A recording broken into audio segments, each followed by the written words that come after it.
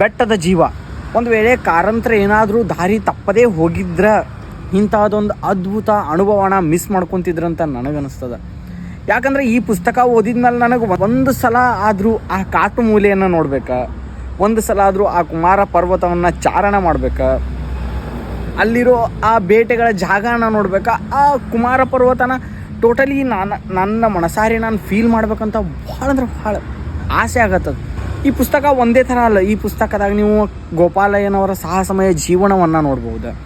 ಆ ದಾರಿ ತಪ್ಪಿದ ಮಗನ ದಾರಿ ಕಾಯ್ತಿರೋ ಆ ಶಂಕ್ರಿ ಮತ್ತು ಗೋಪಾಲಯ್ಯನವರ ಮನಸ್ಥಿತಿ ನೋಡ್ಬೋದು.